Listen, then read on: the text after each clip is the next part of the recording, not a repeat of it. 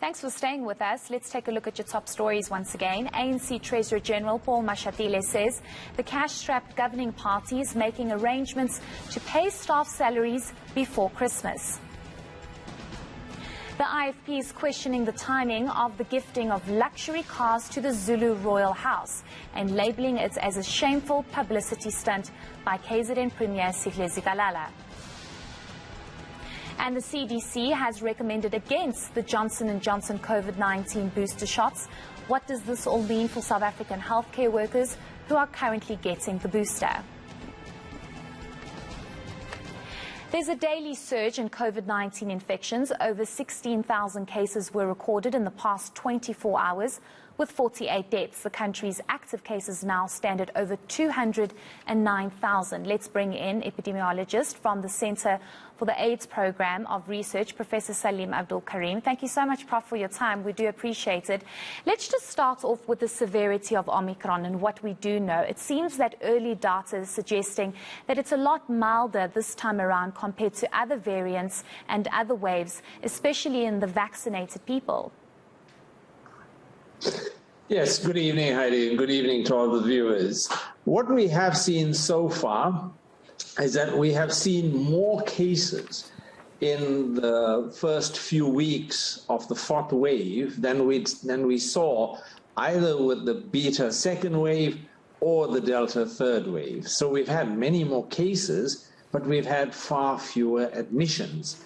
And we're not sure what's driving that, but they are far fewer.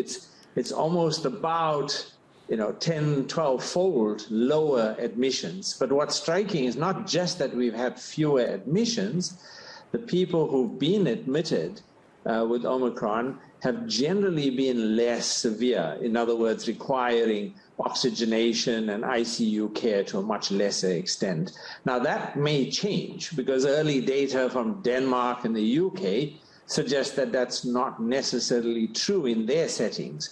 So it's still very early days, but certainly we are not seeing any red flags to be concerned about as far as severity is concerned.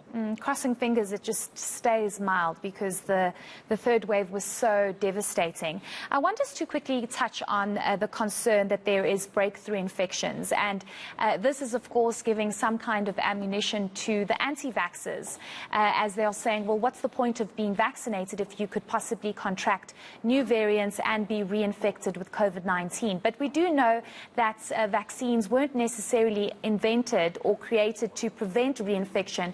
It's rather to prevent severe COVID-19 and possible death. Do we know why there's so much breakthrough infection and reinfection that we are seeing? Yes, I think we're starting to get the first bits of evidence to help us understand this. I think one of the critical issues is to understand that when we talk about vaccines being effective, we talk about them being effective against asymptomatic infections, against any mild clinical illness, and then against severe disease. So these are three different things that the vaccines are intended to try and impact on. But if you look at the data, there is no question that it is really useful and beneficial to get vaccinated, even though this particular variant can break through and cause mild infections.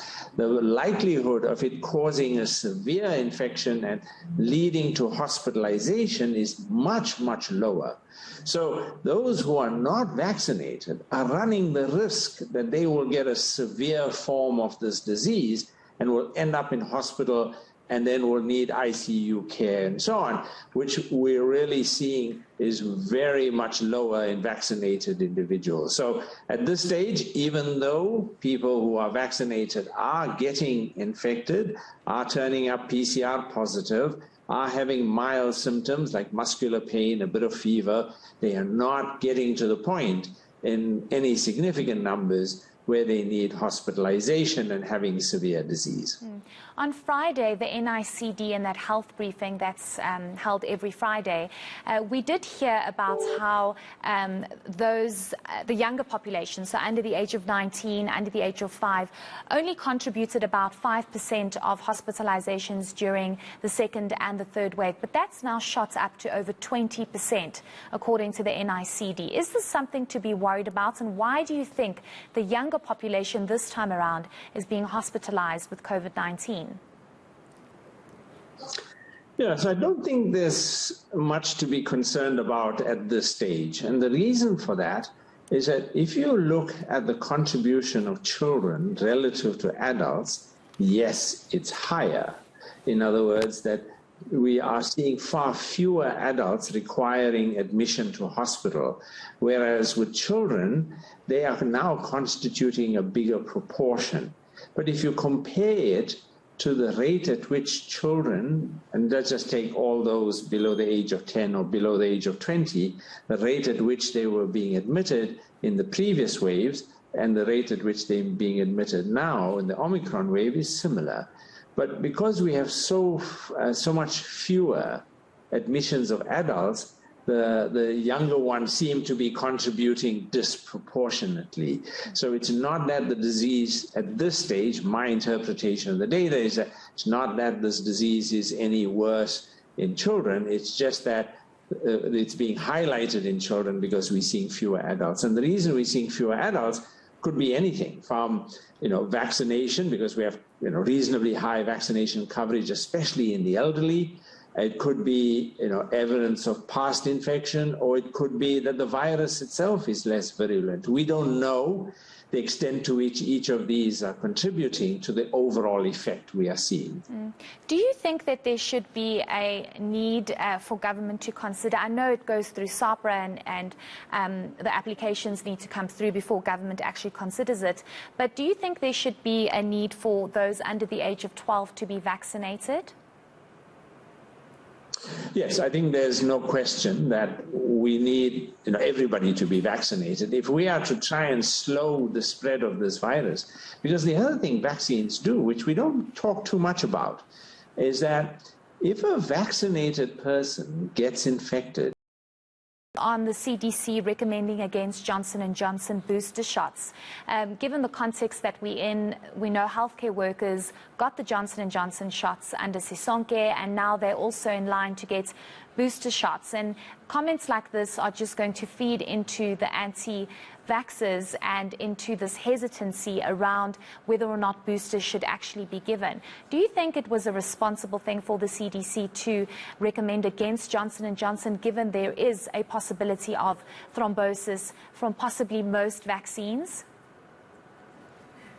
Yeah, I think the CDC recommendation is somewhat subtle in that it's not saying that you shouldn't give the J&J, it's just saying you should preferably give the other vaccines because they are available.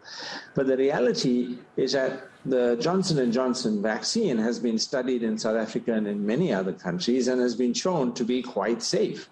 The incidence of severe side effects is quite rare. It's below 1 in 100,000. Whereas if you had to just look at, for example, thrombosis from cases of COVID-19, it's far higher than what we see from the vaccine. So there's no question the vaccine has a net benefit even in the face of these side effects. So the anti-vax movement is just wrong if they are planning on using this in some kind of way, because the J&J vaccine is a safe vaccine. It is widely used throughout the world, including in South Africa and many countries in Europe, for example, use the J&J, and it remains an effective vaccine. Prof, just very quickly and lastly, I want to ask you what your thoughts are regarding lockdown restrictions. We know government has decided to keep us on adjusted level 1. We know Omicron is highly transmissible, but government is saying because hospitalization and deaths remain very low compared to previous waves, they are monitoring the situation. Do you think this is the right thing to do? Yes, I think when we look at the overall goal,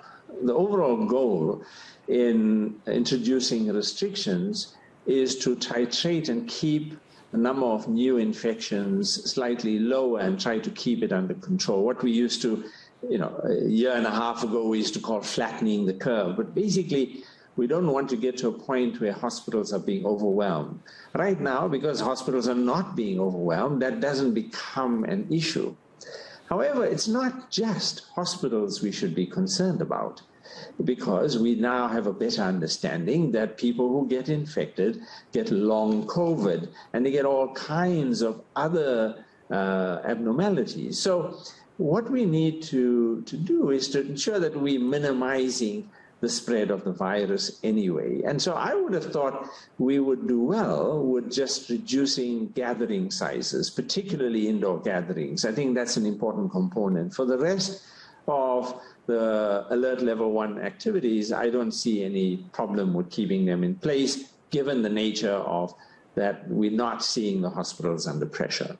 Great. Thank you so much for your insights. We do appreciate it. That was Professor Salim Abdool Karim speaking to us about the increase in daily COVID-19 cases and his thoughts on the CDC recommending possibly against the Johnson & Johnson booster shots. We thank you for your time.